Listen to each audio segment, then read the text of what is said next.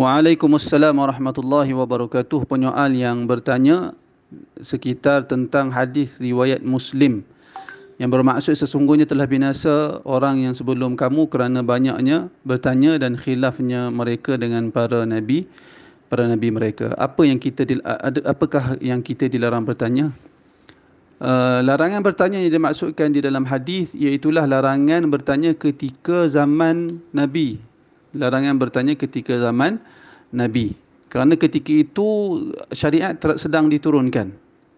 Bila banyak bertanya pada ketika itu, maka bila mereka terlampau nak memperdetailkan setiap persoalan, maka sudah tentu apabila ditanya terlalu detail, Nabi akan jawab secara detail, maka akan memberi kesukaran kepada umat kemudian, akan memberi kesukaran. Sebagai contoh kepada kita hari ini, kalau setiap satu persoalan agama itu diperincikan, didetailkan oleh Nabi disebabkan sahabat banyak bertanya, maka sudah tentu tak ada ruang fleksibel dalam agama. Apabila banyak perkara Nabi sebut, sahabat memahaminya, lalu sahabat beramal berdasarkan apa yang mereka faham. Bila berlaku pertentangan amalan ataupun kefahaman, lalu mereka rujuk kepada Nabi, Nabi beri jawapan. Dan kadang-kadang Nabi memperakui kedua-dua cara tersebut. Akhirnya memberi kemudahan kepada kita, hatta sehingga ke hari ini ulama masih ada ruang untuk berijtihad perkara-perkara yang didiamkan oleh Nabi dan oleh Allah dan Nabi.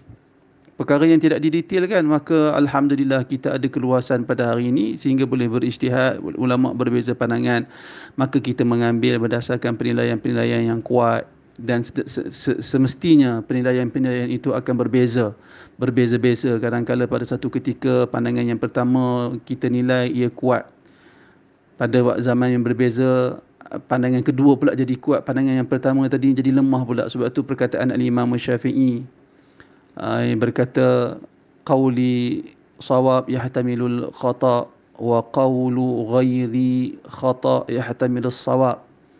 Pandangan aku benar, ada kemungkinan dia juga memikul maksud, dia juga mungkin boleh jadi salah.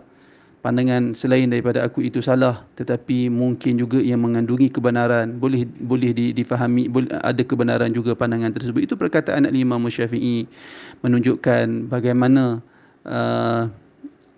apabila agama melarang banyak tanya di zaman penurunan wahyu, maka antara tujuan dia, antara hikmahnya adalah untuk memberi ruang ataupun membuka peluang kepada para ulama berijtihad berdasarkan pemerhatian mereka, berdasarkan maklumat-maklumat yang sentiasa berubah dan bertambah berdasarkan perkembangan zaman dan perkembangan manusia. Kerana itu saya nyatakan yang dimaksudkan dengan banyak bertanya itu, tegahan banyak bertanya adalah tegahan banyak bertanya di zaman penurunan wahyu, di zaman hidupnya para nabi, para anbiya. Adapun selepas daripada itu dibenarkan untuk kita bertanya apa-apa sahaja.